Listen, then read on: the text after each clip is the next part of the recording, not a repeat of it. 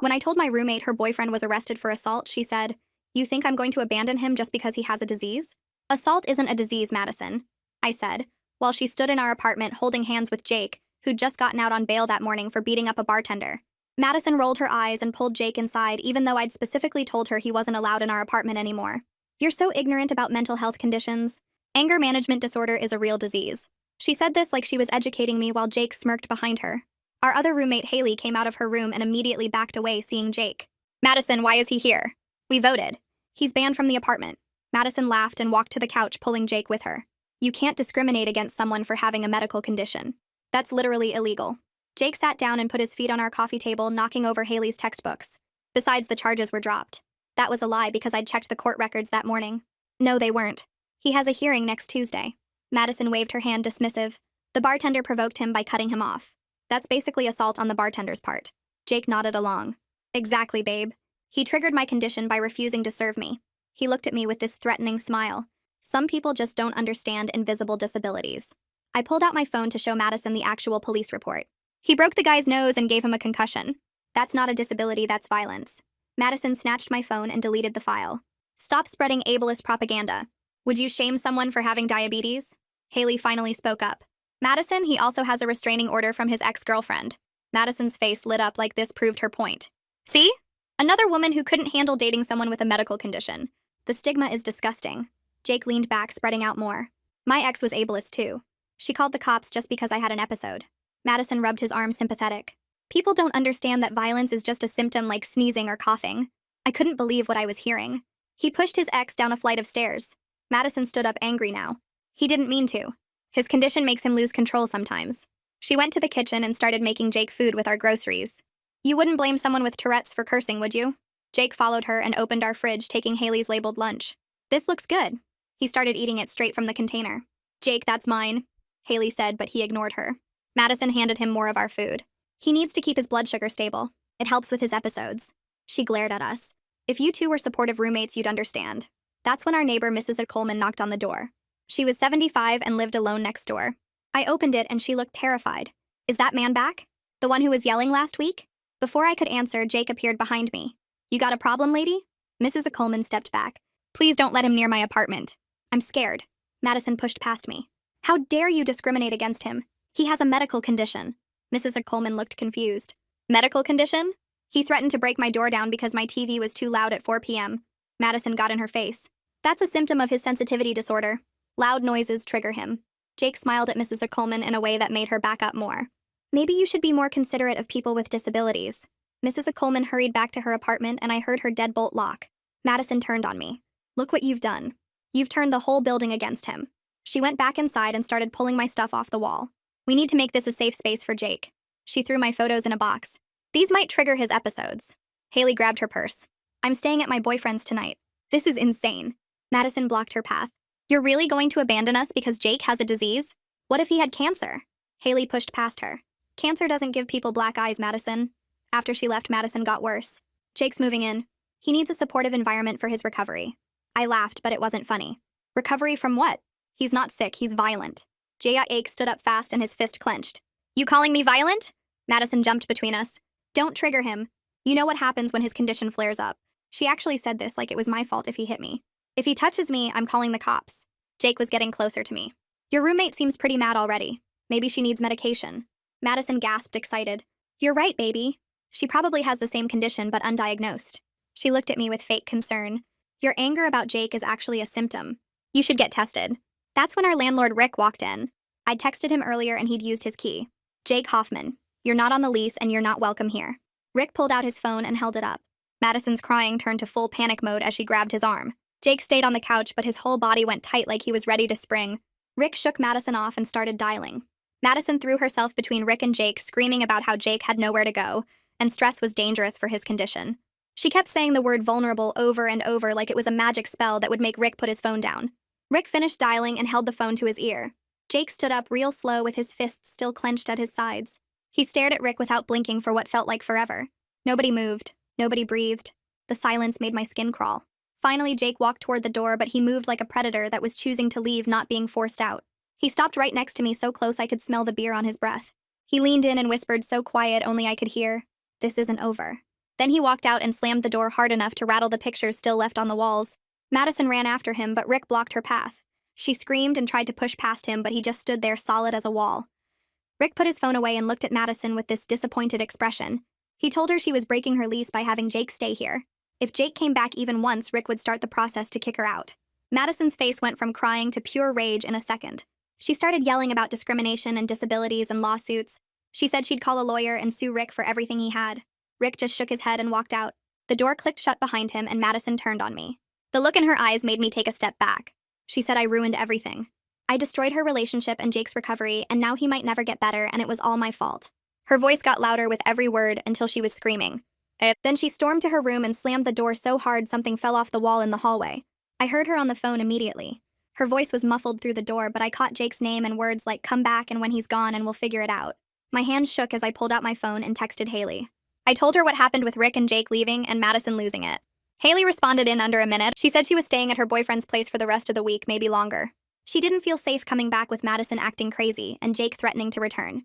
I typed back that I understood and I didn't blame her at all. But now I was alone in the apartment with Madison, who clearly wanted me dead.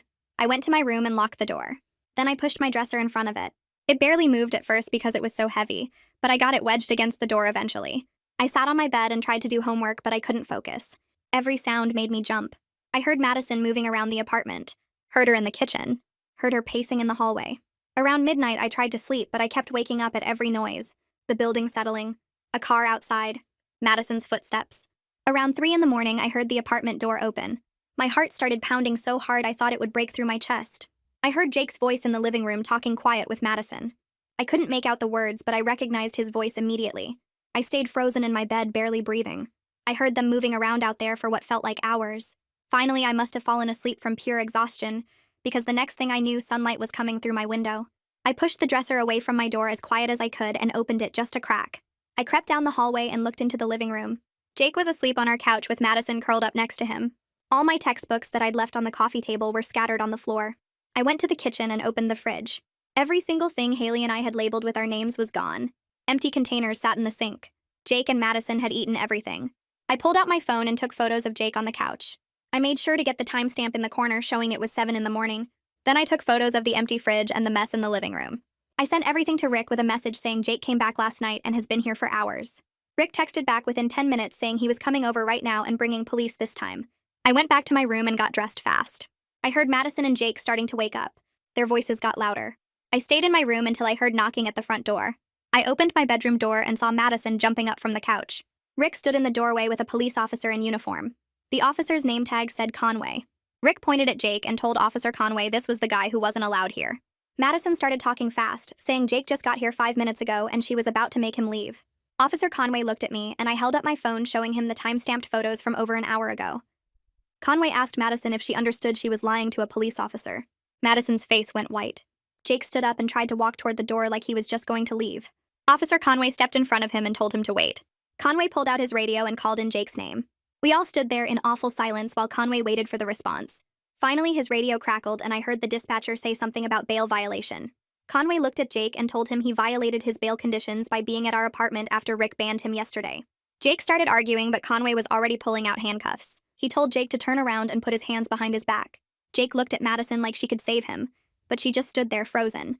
Conway handcuffed Jake right there in our living room while reading him his rights. Madison lunged toward me with her hands reaching for my face, but Officer Conway stepped between us and grabbed her shoulders. She twisted in his grip, trying to get past him while screaming that I was a monster who didn't understand real medical conditions. Her face was red and tears ran down her cheeks as she yelled that Jake needed treatment, not jail. Officer Conway told her to calm down, or he'd have to restrain her too. She kept screaming that I was sending an innocent sick person to jail, and that I was the most ablest person she'd ever met. Jake watched from the doorway in handcuffs with this weird smile on his face like he enjoyed seeing Madison defend him even now. Officer Conway finally had to physically push Madison back toward the couch while telling her she needed to stop or she'd be arrested for interfering with an officer. She collapsed onto the couch sobbing and yelling that this was all my fault. Rick stood near the door looking uncomfortable but determined. Officer Conway led Jake out of the apartment and I heard Jake tell Madison he loved her and that this would all work out. Madison screamed back that she loved him too and would wait for him. The door closed and suddenly the apartment felt very quiet except for Madison's crying. Rick pulled a folded paper from his jacket pocket and walked over to where Madison sat on the couch. He told her this was a formal lease violation notice, and she had 48 hours to prove Jake wouldn't return or face immediate eviction. Madison looked up at him with mascara running down her face and snatched the paper from his hand. She read it for maybe 5 seconds before tearing it into pieces and throwing them at Rick. The paper scraps scattered across the floor between them. Rick's face stayed calm, and he told her that wouldn't change anything because he had copies and would file them with the property management company. Madison stood up and got in his face, telling him he couldn't do this to her. Rick stepped back and said she'd violated the lease multiple times by having an unauthorized person stay here after being warned. He reminded her that Jake had threatened other tenants and created an unsafe environment. Madison screamed that he was discriminating against Jake's disability, and she'd sue him and the whole building. Rick just shook his head and said the notice stood and she had 2 days to comply. He looked at me and asked if I was okay. I nodded, even though I wasn't really. He told me to call him if anything else happened and then left the apartment. Madison turned on me as soon as the door closed. She said I'd ruined everything and destroyed her relationship with the only person who truly understood her. I didn't respond because there was nothing to say that would get through to her. She went to her room and slammed the door so hard a picture fell off the wall in the hallway. I stood there in the living room looking at the torn pieces of the lease violation notice scattered on the floor. My hands were shaking and I realized I needed to call someone. I went to my room and closed the door and locked it. I sat on my bed and pulled out my phone and called my parents. My mom answered on the second ring asking if everything was okay because I usually texted instead of calling. I told her everything that had just happened with Jake getting arrested and Madison losing it and the lease violation. My mom's voice got really worried and she said I needed to come home right now. She said I could finish the semester online and it wasn't safe for me to stay there. I explained that I only had 2 months left and my classes required in-person attendance, and I couldn't just abandon everything. My mom started crying and said she couldn't sleep knowing I was in danger. My dad got on the phone and his voice was calmer, but I could tell he was worried too. My dad asked me specific questions about Jake's history and the restraining order from his ex. I told him everything I knew, including how Jake had pushed his ex downstairs and broken her arm. My dad was quiet for a minute and then said I needed to get a restraining order against Jake myself. He said Jake had threatened me and had a clear pattern of violence against women, and I needed legal protection. I hadn't thought about getting a restraining order because Jake was in jail now, but my dad explained that Jake would eventually get out and might come after me for getting him arrested. That made my stomach feel sick because I knew he was right. My dad looked up the courthouse information online while we were on the phone and told me I could file for a temporary restraining order tomorrow morning. He said he'd pay for a lawyer if I needed one, but usually the courthouse had advocates who could help with the paperwork. I wrote down the courthouse address and the office hours. My dad made me promise to go first thing in the morning and to keep my phone charged and with me at all times. My mom got back on the phone and begged me again to come home, but I told her I'd be okay, and I'd call them tomorrow after I filed the restraining order. After we hung up, I sat on my bed feeling exhausted, even though it was only afternoon. Around 6 that evening, someone knocked hard on the apartment door. I looked through the peephole and saw an older couple I didn't recognize standing in the hallway. The woman looked angry and the man looked tired. I opened the door with the chain still attached and asked who they were. The woman immediately started yelling that I was the roommate who got Jake arrested. I realized these must be Madison's parents. The woman pushed against the door, demanding I let them in so we could talk about what I'd done to ruin Madison's life. The man put his hand on her arm and told her to calm down, but she ignored him. I unhooked the chain and opened the door because I figured they'd keep making noise in the hallway otherwise. Madison's mom pushed past me into the apartment while her dad followed, looking apologetic. Madison came out of her room and ran to her mom crying. Her mom hugged her and started saying how terrible this all was, and how I'd destroyed everything. Madison's dad stood near the door and nodded at me with this sad expression. Madison's mom kept yelling about how Jake was a good man with a medical condition, and I'd gotten him thrown in jail like some kind of criminal. I pointed out that Jake was actually a criminal because he'd assaulted someone and violated his bail. That made Madison's mom even angrier, and she started listing all the ways I was wrong about Jake. Madison's dad finally spoke up and asked if he could talk to me privately for a minute. His wife glared at him, but he guided me toward the kitchen anyway. Once we were out of earshot, he turned to me and his whole face changed. He looked exhausted and worried, and he quietly said he was sorry for his wife and daughter. He said he'd been worried about Madison's relationship with Jake for months, but nobody would listen to him. He told me Jake had been controlling Madison and isolating her from her friends, and he'd tried to talk to Madison about it, but she wouldn't hear it. He said his wife thought Jake was just passionate and misunderstood, but he knew better. He asked me to please be patient while they tried to get Madison to see reason. He said they were going to try to get her into therapy and help her understand that Jake was dangerous. I told him I appreciated that, but Madison had 48 hours to prove Jake wouldn't come back or she'd be evicted. Madison's dad looked pained and said he understood and he'd work on it. We went back to the living room where Madison's mom was still telling Madison that everything would be okay and that Jake clearly loved her. I heard Madison's mom telling her that sometimes men with strong personalities just need understanding women who can handle their intensity. She said Jake obviously cared deeply about Madison, or he wouldn't get so emotional about things. Madison was nodding along and wiping her tears. Her mom said that weak women couldn't handle men like Jake, but Madison was strong enough to see past his rough exterior to his good heart. Madison's dad tried to interrupt and said that wasn't healthy relationship advice, but his wife waved him off. She told Madison that her own father had a temper when they first got married, but she'd learned how to manage it, and now they had a wonderful marriage. Madison's dad's face went red, and he said that wasn't true, and she was rewriting history. Madison's mom ignored him completely, and kept talking to Madison about how real love means accepting someone's flaws. She said if Madison abandoned Jake now when he needed her most, she'd regret it forever. Madison's dad raised his voice and said Jake was violent and dangerous, and Madison needed to stay away from him. Madison's mom finally looked at him and told him he was being dramatic, and didn't understand modern relationships. The argument between Madison's parents got louder and more intense, until finally Madison's dad said they needed to leave. After Madison's parents left, the apartment got really quiet. Madison went back to her room without looking at me. I heard her moving around in there and drawers opening and closing. About an hour later, she came out carrying a big duffel bag stuffed with clothes. She announced that she was moving in with Jake's friend, because we'd all made her feel unwelcome in her own home. I asked her which friend, and she said it didn't matter because at least they understood what Jake was going through. She said she'd still pay her portion of the rent, but she wouldn't be staying here anymore. I didn't try to stop her because honestly I was relieved she was leaving. She grabbed a few more things from the bathroom and the kitchen and then walked toward the door. Before she left, she turned and said, "I'd regret this someday when I realized what I'd done." Then she was gone, and I heard her footsteps going down the hallway. I locked the door behind her and stood there feeling this weird mix of relief and worry. I was glad she was leaving because the tension had been unbearable, but I was scared about her safety living with Jake's friends who probably thought just like Madison did. I texted Haley that Madison had moved out and it was safe to come back. Haley responded within minutes saying she'd be there in an hour. I called Rick and told him what happened and asked if we could change the locks. Rick said absolutely, and he'd come by tomorrow morning with new locks for the front door. He asked if Madison had taken her key, and I said I didn't know, but probably. He said he'd change the locks anyway, just to be safe. When Haley got back that night, she looked relieved to see Madison was really gone. We spent the evening talking about everything that had happened and making plans for how to handle the next few weeks. Haley said her boyfriend's roommate might want to take Madison's room if she really wasn't coming back. I told her about the restraining order I was filing tomorrow, and she said she'd come with me for support. We ordered pizza and watched stupid movies trying to relax. But I kept thinking about Madison living with Jake's friends, and what might happen when Jake eventually got out of jail. That night, I barely slept again, even though Madison wasn't in the apartment anymore. The next morning, Haley and I drove to the courthouse right when it opened. The building was old with high ceilings and lots of people waiting in lines at different windows. I found the clerk's office for restraining orders and told the woman at the window I needed to file a temporary order against someone. She handed me a stack of forms and pointed to some chairs where I could fill them out. The forms asked for detailed information about why I needed protection and what threats had been made. I wrote down everything about Jake threatening me in the apartment and his pattern of violence with his ex and the bartender. I included the assault conviction and the restraining order his ex had gotten. The clerk was really helpful and looked over my forms to make sure I'd filled everything out right.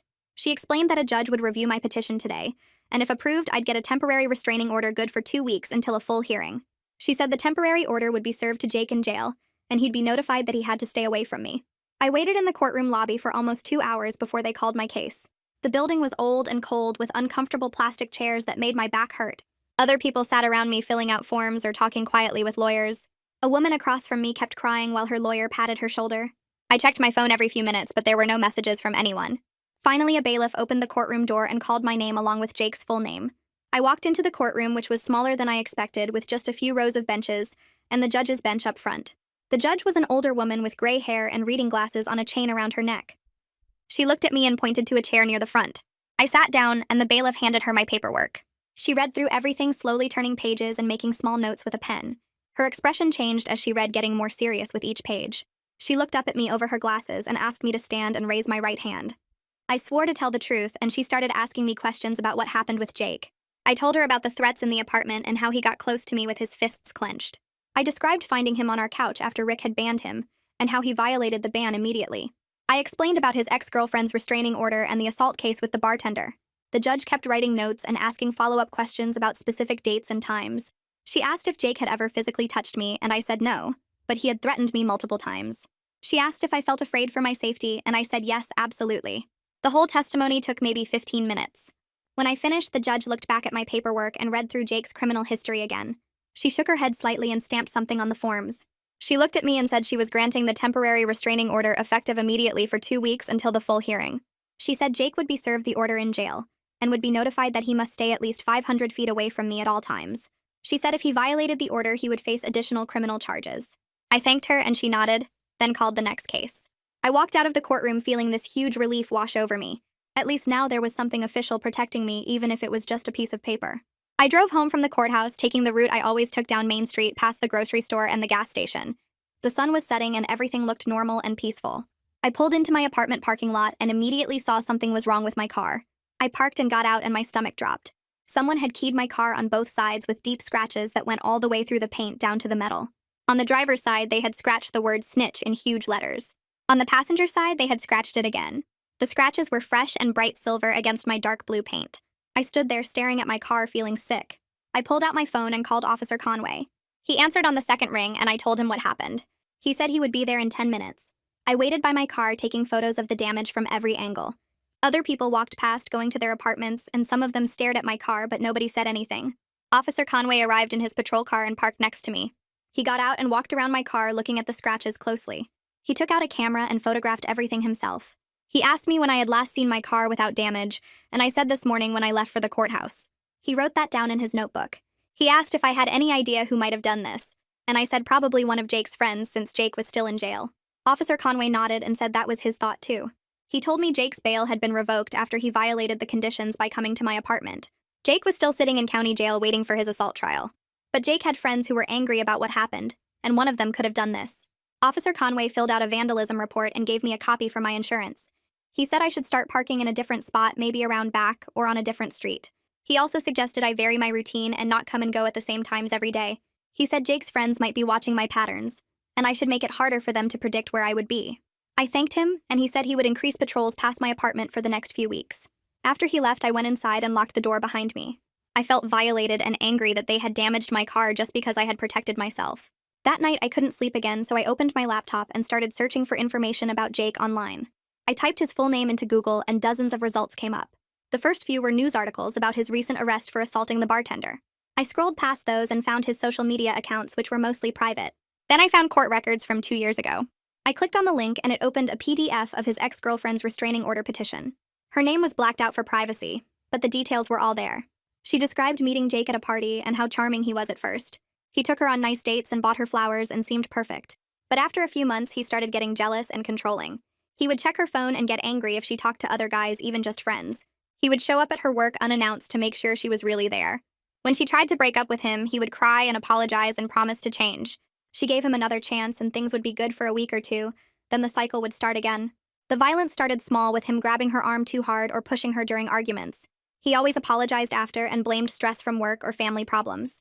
Then one night they were arguing at the top of a staircase in her apartment building. She told him to leave and he shoved her hard. She fell down the entire flight of stairs and broke her arm in 2 places. She had to have surgery to put pins in her arm. The court documents included photos of her injuries and they made me feel sick. Her arm was bent at a wrong angle and covered in bruises. Jake was arrested, but he claimed it was an accident and that she had tripped. His lawyer argued Jake had anger management issues and needed treatment, not jail time. The judge gave him probation and ordered him to take anger management classes. His ex-girlfriend got a 2-year restraining order, but the document said she had moved to a different state to get away from him. I read through the whole thing twice, taking in every detail. This wasn't just some isolated incident. Jake had done this before and he would do it again. I kept searching and found more information. I typed Jake's name into Facebook and found a local group called Safe Dating Network, where people posted warnings about dangerous people they had dated. I requested to join the group and was approved within an hour. I searched Jake's name in the group and found 3 different posts from 3 different women. The first post was from a woman who dated Jake for 6 months. She described the same pattern his ex-girlfriend had mentioned. Charm at first, then jealousy and control, then violence. She said Jake punched a hole in her wall during an argument and threw her phone across the room, breaking it. When she tried to leave, he blocked the door and wouldn't let her out for hours. She finally escaped when he fell asleep and she never went back. The second post was from a woman who only dated Jake for a few weeks. She said he seemed great at first, but then got weird and possessive really fast. He showed up at her house at 2 in the morning demanding to know where she had been. When she told him to leave, he kicked her front door so hard it cracked the frame. She called the police, but Jake left before they arrived. She broke up with him over text, and he sent her hundreds of threatening messages until she blocked his number. The third post was from a woman who worked with Jake at a warehouse job. She said Jake asked her out and she politely declined because she had a boyfriend. Jake started harassing her at work, making sexual comments and following her to her car. When she reported him to their supervisor, Jake got fired. A week later, someone slashed all 4 of her tires in the work parking lot. She couldn't prove it was Jake, but she knew it was him. All 3 women described Jake blaming his behavior on stress or mental health problems. All 3 said he was calculating and manipulative, not impulsive. I screenshot all 3 posts and saved them to a folder on my computer. The next morning, I composed an email to Constance Burnett, the district attorney handling Jake's assault case against the bartender. I had gotten her email from the courthouse website. I attached all the screenshots from the Facebook posts and the court documents from his ex-girlfriend's restraining order case. I wrote that I was the person who had filed the recent restraining order against Jake, and I thought she should know about his history. I explained that Jake had a pattern of targeting women and using violence, then blaming it on medical conditions or stress. I said the bartender he assaulted wasn't an isolated incident, but part of a long pattern of violent behavior. I hit send and didn't expect to hear back right away, but she responded within 2 hours. Her email thanked me for sending the information and said it was extremely helpful. She said evidence of pattern behavior would strengthen their case significantly. In assault cases, the prosecution had to prove intent, and a pattern of similar behavior made it harder for the defense to claim it was an accident or mental health episode. She said my evidence showed Jake's violence was calculated and repeated, not impulsive. She asked if I would be willing to testify at his trial if needed, and I said yes, absolutely. She thanked me again and said she would be in touch as the trial date approached. I felt good knowing I had done something concrete to help stop Jake. That afternoon, my phone buzzed with a text from Madison. I almost didn't read it, but curiosity got the better of me. The message was long and rambling. She said I was obsessed with destroying Jake and that I needed to get help for my own mental health issues. She said I was spreading lies about him online and trying to turn everyone against him. She said real friends would support her relationship instead of trying to sabotage it. She said I was jealous because I didn't have a boyfriend and couldn't stand seeing her happy. She said Jake was getting sicker in jail without proper treatment, and if anything happened to him, it would be my fault. The whole message was unhinged, and I could practically hear her voice getting more hysterical with each sentence. I didn't respond. I screenshot the message and added it to my evidence folder. Then I showed it to Officer Conway the next time he stopped by to check on me. He read it and asked if Madison had sent me any other threatening messages. I said no, just this one. He said it probably wasn't enough to press charges, but I should document everything she sent me. He suggested I block her number, but I said I wanted to keep the line of communication open in case she sent something more serious that I could use as evidence. He understood and said that was smart thinking. A few days later, Haley and I met with Rick in his office at the front of the apartment building. His office was small and cluttered with filing cabinets and stacks of paperwork. We sat in 2 chairs across from his desk, and he pulled out Madison's lease. He explained that Madison had signed a year lease with all 3 of us as co-tenants. She was legally responsible for her portion of the rent until the lease ended in 8 months. However, if she stopped paying Haley, and I would be responsible for covering her share or finding a new roommate to take over her portion.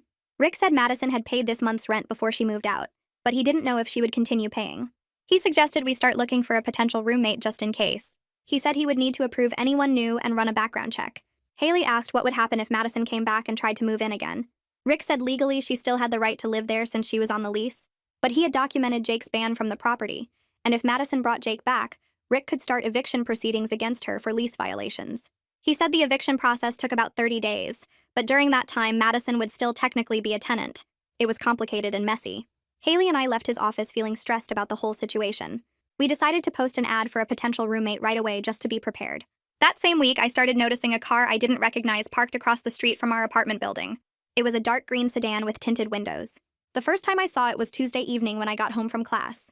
It was parked in the same spot Wednesday morning when I left for work. Wednesday evening it was still there. Thursday morning it was gone. But Thursday evening it was back. I started taking photos of the car from my apartment window. I zoomed in and got a clear shot of the license plate. I sent the photos to Officer Conway with a message explaining that this car had been parked outside my apartment at weird hours for the past few days. He responded saying he would run the plates and see who the car was registered to. An hour later, he called me. He said the car was registered to a guy named Derek Caldwell who lived on the other side of town. Officer Conway had looked up Derek in the police database and found that Derek had been arrested twice for assault and once for drug possession. He also found that Derek was friends with Jake on social media, and they had worked together at the warehouse job a few years ago. Officer Conway said Derek was probably watching my apartment on Jake's behalf, trying to intimidate me or gather information about my routine. He said he would pay Derek a visit and warn him to stay away from my building. The next day, Officer Conway called me back and said he had gone to Derek's house and confronted him about the surveillance. Derek claimed he just happened to be parking in that area to visit a friend nearby. Officer Conway told him that parking outside someone's apartment repeatedly could be considered stalking and harassment, especially given his connection to Jake, who had a restraining order against him. Officer Conway warned Derek that if he was seen near my apartment again, he would be arrested. Derek apparently got nervous and promised he wouldn't go near my building anymore. Officer Conway said the car hadn't been back since his visit. I thanked him for handling it so quickly. But even though the car stopped appearing, I felt paranoid now. Every time I walked to my car or came home late, I looked around constantly checking for people watching me. I varied my schedule like Officer Conway suggested, leaving at different times and taking different routes. I started parking in different spots around the building instead of my usual space. The whole situation had made me hyper-aware and anxious all the time. I couldn't relax even in my own apartment because I kept thinking about Jake sitting in jail planning his revenge and his friends out here doing his dirty work for him. I bought pepper spray and kept it in my purse. I made sure my phone was always charged in case I needed to call for help. I felt like I was living in constant fear, and I hated it. Jake's bail hearing happened 3 days later at the county courthouse downtown. I sat in the back row of the courtroom with my hands folded in my lap, trying to look calm even though my heart was pounding. The courtroom had wooden benches that creaked every time someone shifted their weight, and fluorescent lights that made everything look washed out and sterile. Jake was brought in wearing an orange jumpsuit with his hands cuffed in front of him. He scanned the courtroom and his eyes landed on me for just a second, before the bailiff directed him to sit at the defense table next to his lawyer, Marshall DeWitt. Marshall was a younger guy, maybe in his 30s, with glasses and a suit that looked a little too big for him. He shuffled through papers in a manila folder while Jake sat there staring straight ahead with his jaw clenched. The prosecutor, Constance Burnett, stood at the other table organizing her own stack of documents. She was older, maybe 50, with gray hair pulled back in a tight bun, and she had this no-nonsense energy that made me feel slightly safer. The judge came in and everyone stood up, then sat back down when he waved his hand. He was an older black man with reading glasses perched on his nose, and he looked tired, like he'd seen too many cases like this one. Constance went first, laying out why Jake should stay in jail. She talked about how he violated his bail conditions by going to my apartment after Rick explicitly banned him, and how he had a documented pattern of intimidating witnesses. She mentioned Mrs. Coleman and how Jake had threatened her right in front of multiple people. She brought up the restraining order from his ex-girlfriend and the assault charge from the bartender. She said Jake posed a clear danger to the community and to potential witnesses in his upcoming trial. Marshall stood up when it was his turn and immediately started talking about Jake's mental health. He said Jake had anger management disorder, which was a legitimate medical condition that required treatment, not incarceration. He argued that keeping Jake in jail would prevent him from getting the therapy and medication he needed to manage his condition. He made it sound like locking Jake up was cruel and inhumane, like we were punishing someone for having diabetes or cancer. He said Jake wasn't a flight risk, and that he would comply with any conditions the court set, including staying away from my apartment and attending mandatory therapy sessions. The judge listened to both sides without showing much expression on his face. Then he looked down at the file in front of him and started reading through the police reports and bail violation documentation. The courtroom was completely silent except for the sound of papers rustling and someone coughing in the back row. Finally, the judge looked up and said he was denying bail. He said Jake had clearly violated the conditions of his previous release and showed a pattern of threatening behavior toward multiple people, including an elderly neighbor. He mentioned the restraining order and the pending assault charge, and said the combination of factors made Jake too much of a risk to release back into the community. He ordered Jake to remain in custody until his trial date. Jake's face went red and he started to stand up, but the bailiff put a hand on his shoulder and pushed him back down into his seat. Marshall tried to argue, but the judge cut him off, saying the decision was final. Then Jake turned around in his seat and stared directly at me. His eyes were full of pure hatred, like he was trying to burn a hole through my skull with his glare. His mouth twisted into this ugly sneer, and I could see his hands clenching into fists, even with the cuffs on. The bailiff noticed and stepped closer to Jake, blocking his view of me. They led Jake out through the side door back to the holding cells, and he kept his head turned, looking at me over his shoulder until the door closed behind him.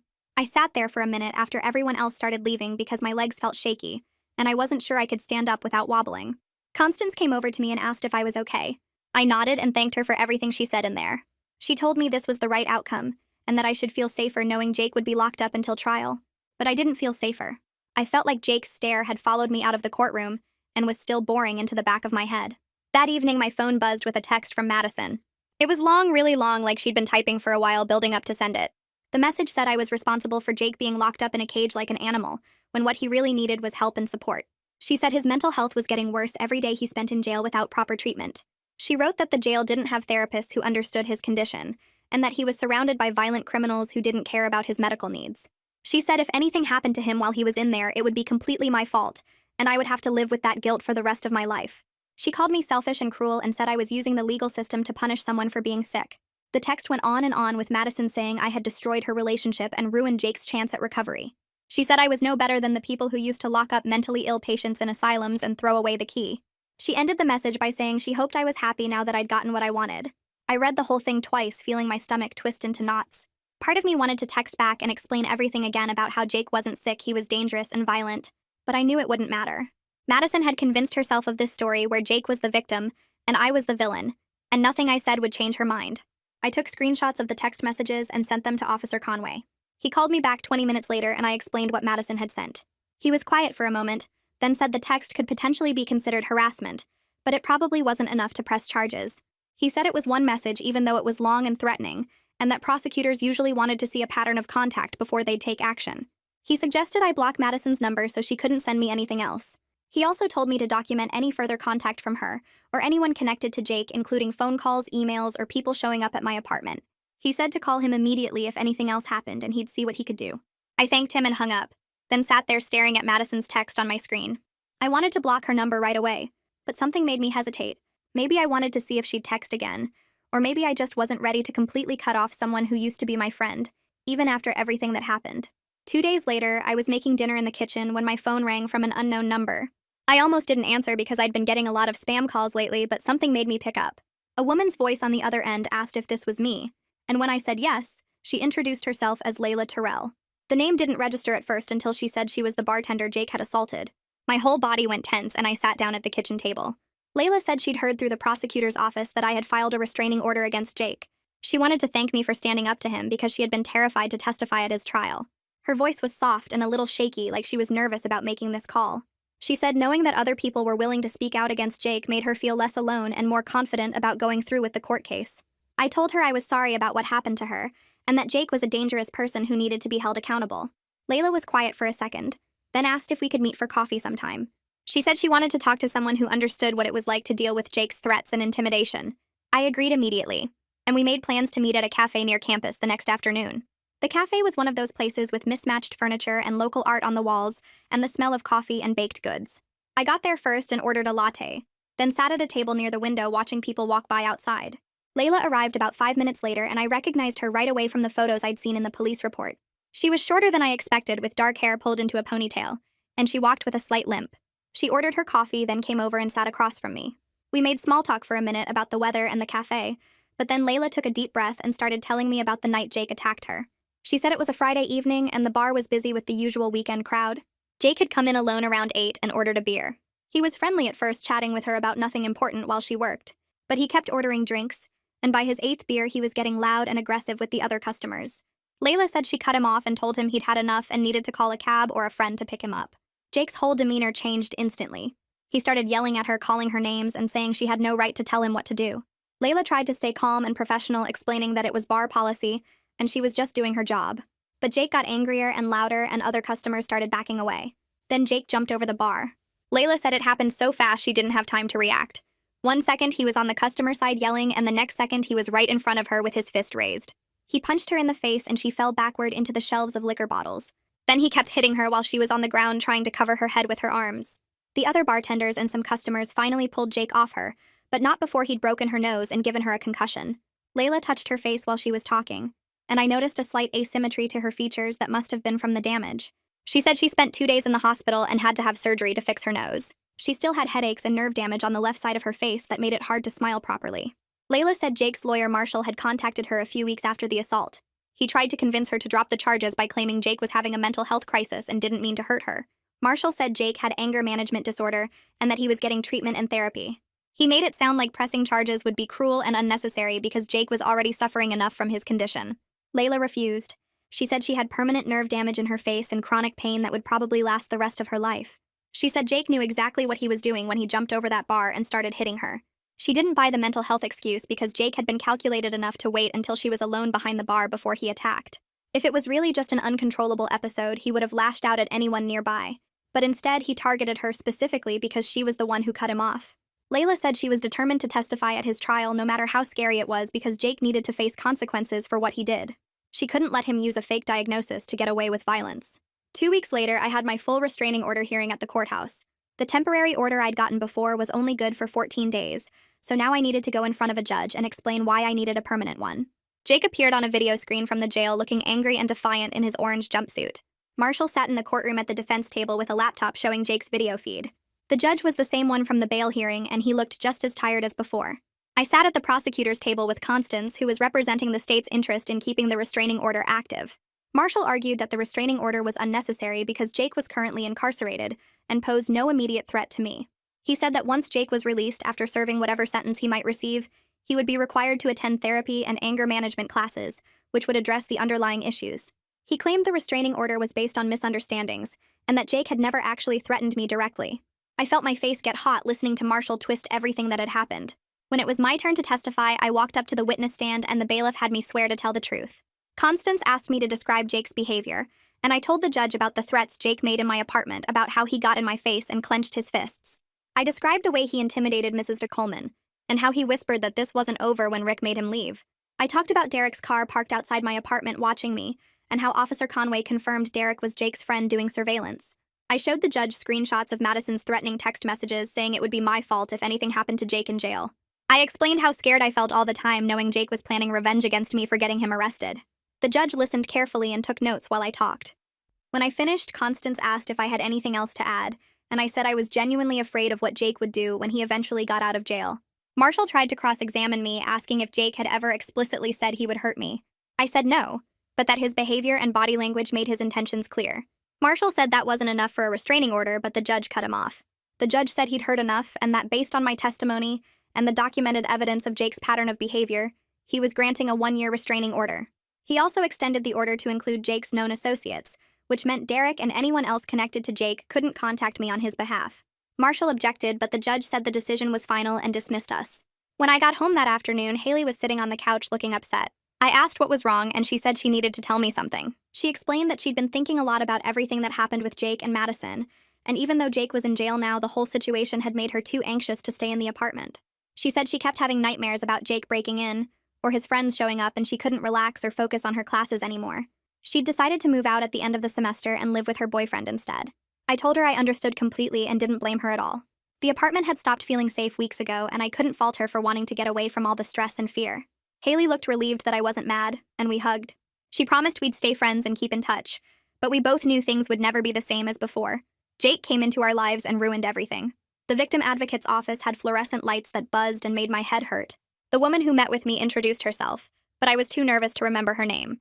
She had a folder with Jake's case information and spread papers across the desk between us. She explained that Jake's trial was scheduled for 6 weeks from now, and that with his bail violation plus all the evidence I'd gathered about his pattern of behavior, they were confident about getting a conviction. She said the prosecutor, Constance Burnett, was building a strong case showing Jake deliberately targeted women and used the mental health excuse to manipulate people into defending him. The advocate walked me through what would happen at trial and told me I'd probably be called to testify about Jake's threats and intimidation. She said my documentation of everything had been incredibly helpful, and that most victims didn't have such detailed records. I left feeling slightly better knowing the legal system was taking this seriously, but also terrified about having to face Jake in court and describe everything he'd done. 3 days later, I was home alone studying when someone knocked on the apartment door. I looked through the peephole and saw Madison standing there looking terrible. Her hair was messy, and she had dark circles under her eyes, and her clothes looked like she'd been wearing them for days. My first instinct was to not open the door, but something about how defeated she looked made me hesitate. I unlocked the door but kept the chain on and asked what she wanted. Madison's voice came out quiet and shaky, asking if we could talk. I told her Jake wasn't allowed anywhere near here, and she said she knew that and she was alone. I kept my phone in my hand with 911 ready to dial and let her inside. Madison walked to the couch and sat down in the same spot where Jake used to sit, and I stayed near the door in case I needed to run. She looked around the apartment like she was seeing it for the first time, and her eyes filled with tears. Madison started crying before she even said anything, and I just stood there not knowing what to do. She wiped her face with her sleeve and told me Jake's friend kicked her out because she couldn't pay rent anymore. She said she had nowhere else to go, and her parents weren't answering her calls, and all her other friends had stopped talking to her months ago. She looked at me with red, swollen eyes and said she was starting to think maybe Jake wasn't who she thought he was. I wanted to say no kidding, but she looked so broken that I kept quiet. Madison admitted that living with Jake's friend had been awful because the friend kept making comments about how Jake talked about her behind her back, and how Jake had done the same thing to other girlfriends before. She said she'd been sleeping in her car for 2 nights and didn't know what to do. Part of me wanted to tell her this was her own fault for choosing Jake over everyone who tried to warn her, but another part of me remembered we used to be friends before Jake ruined everything. I told Madison she could stay in her room temporarily, but only if she agreed to 2 conditions. First, she needed to start seeing a therapist to work through whatever made her defend Jake's violence. Second, she had to completely cut off all contact with Jake, which meant no calls, no letters, no visits, nothing. Madison nodded and said she would do both things, and that she was sorry for everything she'd said and done. She looked genuinely sorry, but I'd seen her lie so many times that I didn't fully trust her. I told her this was her last chance, and if she brought Jake back into our lives in any way, she was out permanently. Madison promised she understood and went to her room. I heard her crying through the door for hours that night. Over the next week, Madison barely came out of her room except to use the bathroom or get food. When I did see her, she looked like a ghost, just shuffling around in pajamas with her hair unwashed. She slept most of the day, and I could hear her crying at random times through the walls. Haley came back and was shocked to see Madison had returned, but I explained the situation and said we needed to give her a chance. One night around 2 in the morning, I got up to get water and found Madison sitting at the kitchen table in the dark crying. I turned on the light and asked if she was okay, even though obviously she wasn't. Madison looked up at me and said Jake's friend had told her that Jake was cheating on her the whole time they were together. She said the friend showed her text messages between Jake and at least 3 other women where Jake called Madison crazy and said he was only with her because she was easy to manipulate. Madison put her head in her hands and sobbed, saying she'd defended him and pushed away everyone who cared about her, and the whole time he was laughing at her with other people. I sat down across from Madison and let her cry for a while before saying anything. She started talking about how Jake had slowly cut her off from her other friends over the past year. She said he would get upset whenever she made plans without him and would accuse her friends of not understanding their relationship. She realized now that he'd been isolating her on purpose so she'd have no one else to turn to. Madison said Jake used to tell her that her family didn't really love her and that only he understood her and cared about her. She talked about how he'd convinced her that everyone else was ableist and discriminatory and that she needed to protect him from people who didn't understand his condition. Madison looked at me with this expression of complete horror and said she finally understood that the mental health condition excuse was just a way for Jake to control her and make her defend his violence. She said she felt stupid for not seeing it sooner. I suggested Madison should talk to a counselor who specialized in domestic violence, and she immediately got defensive. She said she wasn't the one being abused because Jake never hit her. I chose my words carefully and explained that psychological abuse and manipulation were real forms of abuse even without physical violence. I told her that what she'd just described about Jake isolating her and controlling her and making her doubt her own judgment was textbook emotional abuse. Madison sat quiet for a long time before saying she never thought of it that way, because Jake always said he was the victim. She asked how she could find a counselor, and I told her I'd help her look for someone in the morning. Madison thanked me and went back to her room. I stayed up the rest of the night thinking about how Jake had damaged so many people and was still sitting in jail, probably planning his next manipulation. Madison went to her first counseling appointment the following week and came back looking shaken up. She sat on the couch staring at nothing, and when I asked how it went, she said the counselor had helped her see all the ways Jake manipulated and controlled her. Madison said the counselor walked her through the relationship timeline and pointed out all the red flags she'd ignored or explained away.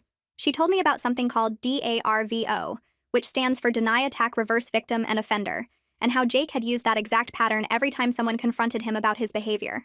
Madison said she felt incredibly stupid for falling for such obvious manipulation, and that she couldn't believe she'd defended someone who hurt so many people. I told her she wasn't stupid, and that abusers like Jake were experts at finding vulnerable people and exploiting them. Madison asked if I thought she was a bad person for enabling Jake, and I said no, but that she needed to take responsibility for the harm she'd caused while under his influence. She nodded and said her counselor had told her the same thing. 6 weeks later, Jake's trial date finally arrived. I got called to testify first and had to sit in the witness box while Constance Burnett asked me questions about Jake's behavior. I described how Jake threatened me in my own apartment and how he got in my face and clenched his fists when I stood up to him. I talked about the way he intimidated Mrs. Coleman and smiled while doing it like he enjoyed scaring an elderly woman. I told the jury about the whispered threat Jake made when Rick forced him to leave and how I'd been afraid every day since then. I explained about his friend watching my apartment and Officer Conway confirming it was surveillance. I showed them screenshots of Madison's threatening messages saying it would be my fault if anything happened to Jake in jail. I described the constant fear of knowing Jake was planning revenge against me for getting him arrested. The jury members watched me closely, and some of them looked angry hearing about Jake's behavior. Then Layla took the stand and described the night Jake attacked her at the bar. She explained that she'd cut him off after 8 drinks because he was getting aggressive with other customers. She said Jake started yelling at her, calling her names and saying she was discriminating against him. When she asked him to leave, he jumped over the bar and started punching her in the face. Layla touched her cheek where you could still see a faint scar and said other staff members had to pull Jake off her.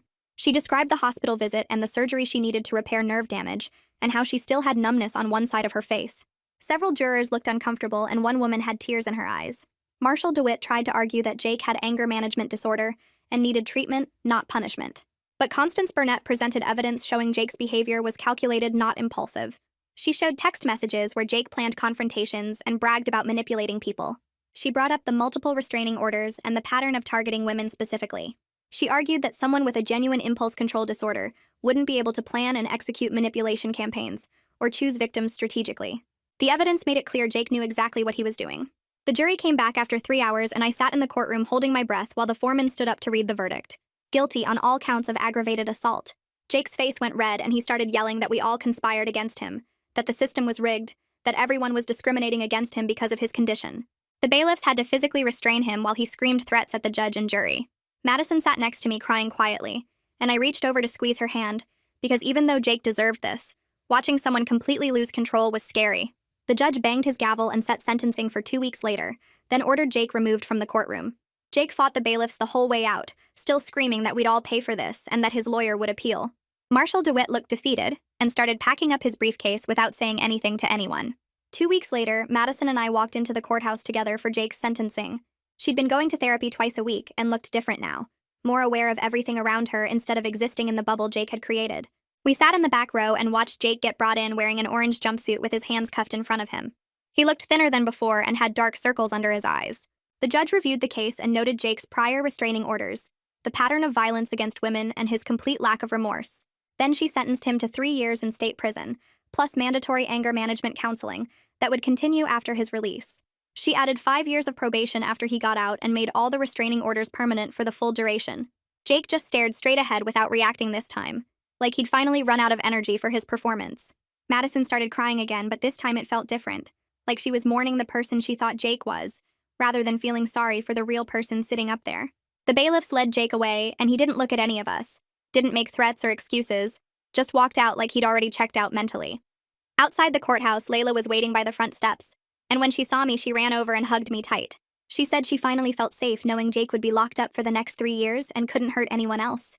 Her face had healed, but you could still see the slight asymmetry where the nerve damage affected her smile. She told me she'd started a support group for other women Jake had targeted over the years, and asked if Madison and I wanted to join the next meeting. Madison nodded yes before I could even answer, and Layla gave her a hug too, saying she was proud of Madison for getting out and getting help. We exchanged numbers, and Layla said the group met every Thursday evening at the community center downtown. Walking back to my car, I felt this weird mix of relief and exhaustion, like I'd been holding my body tense for months and could finally relax, but didn't quite remember how. Thursday night, Madison and I drove to the community center and found the meeting room where 6 other women were already sitting in a circle. Layla introduced us and then went around the circle having everyone share their names and how they knew Jake. The first woman talked about dating Jake 2 years ago and how he'd isolated her from her family before she finally left. The second woman described Jake getting fired from her workplace after he threatened her for rejecting his advances. One by one, each woman told her story, and they all followed the same pattern. Jake would be charming at first, then controlling, then violent when he didn't get his way. He always had excuses and always blamed his victims for triggering his supposed condition. Madison listened with tears running down her face as she realized she wasn't special or different. Jake had used the exact same tactics on all of us, targeting women he thought were vulnerable and manipulating them systematically. When it was Madison's turn to share, she apologized to everyone for defending Jake and enabling his behavior. The other women were kind to her, and several said they'd done the same thing before finally seeing the truth. Layla ended the meeting by reminding us that Jake's manipulation wasn't our fault, and that recognizing the pattern was the first step to healing. The next weekend, Madison's parents drove up to visit, and we all sat in the living room having the most honest conversation they'd probably ever had as a family. Madison's dad apologized for not seeing the signs sooner and said he should have intervened when Jake first started isolating Madison. He looked genuinely upset with himself and kept saying he'd failed as a father. Madison's mom was harder to read because she still made some comments about how Jake seemed nice at first and how mental health is complicated. But when Madison's dad pushed back, his wife finally admitted she'd been in denial because accepting the truth meant accepting that her daughter had been in real danger. They agreed to start family therapy sessions together to better understand domestic violence dynamics and how to support Madison going forward. Before they left, Madison's dad pulled me aside and thanked me for not giving up on Madison even when she was pushing everyone away. He said most people would have just written her off, but I'd kept trying to help. Monday morning, I met with Rick in his office to discuss the apartment situation. He'd been following the whole case and knew Jake was now in prison for the next 3 years. Rick said he'd let Madison stay on the lease for the rest of the semester since she was getting professional help, and the immediate danger had passed. He also mentioned that Haley had called him asking if it was safe to come back now that Jake was locked up. I told Rick that Haley had every right to be cautious, but that Madison was completely different now and genuinely working on herself. Rick made some notes in his file and said he'd reach out to Haley directly to discuss her concerns. Walking back to the apartment, I felt grateful that Rick had been so supportive through everything instead of just evicting all of us to avoid the drama. With the Jake situation finally resolved, I could focus on finishing my semester strong. My grades had actually started improving because I wasn't constantly stressed about my safety or worrying about what Jake might do next. I'd been so distracted during midterms that I'd nearly failed 2 classes, but my professors had been understanding when I explained what was happening. They'd given me extensions on major assignments and let me retake 1 exam after the trial ended. Now I was catching up on all the work I'd fallen behind on, and actually enjoying my classes again, instead of just going through the motions. My psychology professor even asked if I'd consider sharing my experience with her domestic violence awareness class next semester, and I said I'd think about it. Madison started volunteering with the local domestic violence organization that ran Layla's support group, She went through their training program to become a peer counselor and started helping other people recognize manipulation tactics before the abuse escalated. She told me that helping others process their experiences was helping her deal with her own guilt and shame about enabling Jake. Sometimes she'd come home from volunteering and we'd talk about the patterns she was seeing in other people's stories and how similar they were to what she'd experienced. She said her therapist told her that this volunteer work was part of her healing process, but that she needed to be careful not to take on too much emotional weight from other people's trauma while still processing her own.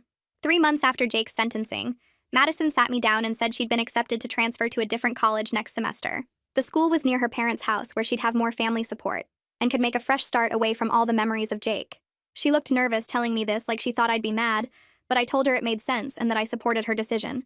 She'd already talked to Rick about breaking the lease early, and he'd agreed to let her out without penalty given everything that had happened. We spent the next few weeks helping Madison pack up her room and sort through her belongings, deciding what to keep and what to donate. Haley had decided to come back and take over Madison's room for the spring semester, so at least I wouldn't have to find a new roommate. On Madison's last day, we took photos together and promised to stay in touch even though we both knew our friendship would never be what it was before Jake. Layla's support group kept growing, and by the end of the semester, there were 12 women attending regularly. The group had become more than just a place to share stories, because Layla had organized us to advocate for real change in how local businesses handled aggressive customers. We'd successfully lobbied the local bar association to implement better security training for staff dealing with violent patrons.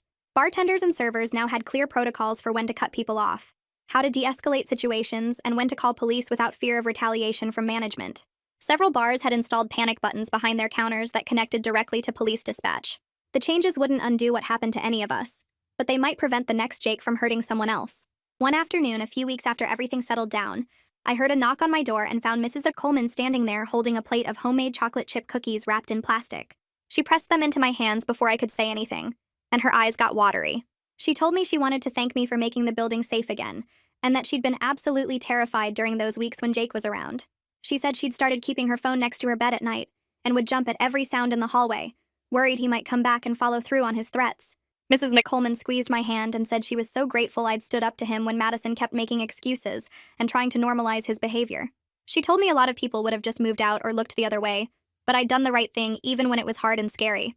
After she left, I sat on my couch eating the cookies and felt this weird mix of proud and sad because standing up to Jake had been necessary, but it had also cost me a friendship that would never fully recover. On our last day living together, Madison, Haley, and I ordered pizza and sat around our kitchen table like we used to before everything happened. The conversation felt awkward at first with lots of long pauses and forced smiles, but eventually we started talking honestly about everything that had happened. Madison apologized again for not listening to us about Jake and for letting him manipulate her into defending his violence. She said her therapist had helped her understand that she'd been so desperate to feel needed and important that she'd convinced herself Jake's problems made her special for staying with him. Haley admitted she'd been scared to push back harder because she didn't want to make things worse, and I said I wished I'd involved Rick and the police sooner instead of hoping Madison would see reason on her own. We all agreed to stay in touch, and Madison promised to text us updates about her new school, but we also acknowledged that our friendship would never be what it was before Jake. Some things just break people apart even after the immediate danger passes, and trying to force it back to normal would be fake and exhausting for everyone. Spring semester started, and I moved into a new apartment across campus with 2 roommates I'd carefully vetted through multiple coffee meetings and reference checks. I'd learned to trust my instincts about people and set clear boundaries from the very beginning about what behavior I would and wouldn't accept in my living space. My new roommates Olivia and Jess were both quiet students who kept regular schedules and respected each other's space, which felt boring compared to the drama with Madison, but boring was exactly what I needed. I made sure our lease had clear guest policies and told them upfront about what had happened with Jake, so they'd understand why I was particular about who came into our apartment. They were completely understanding and said they appreciated having a roommate who took safety seriously, instead of pretending problems would just work themselves out. A year later, I'm doing really well in my classes and working part-time with the victim advocacy program that helped me navigate everything with Jake. I help other people understand the legal system and connect them with resources when they're dealing with dangerous situations, and it feels good to use what I learned to help others who are scared and confused. Madison is doing well at her new school according to her occasional texts, and she's been dating someone for 6 months who treats her with respect and doesn't use mental health language to excuse bad behavior. Layla's bar implemented all the new safety protocols we lobbied for and hasn't had a major incident since, and she tells me the panic buttons and de-escalation training have already prevented several situations from getting violent. Jake is still in prison serving his sentence and will be for another 2 years, and all of us have moved forward with our lives. We're stronger and wiser for having survived his manipulation and violence, and we use that knowledge to help protect other people from going through what we did.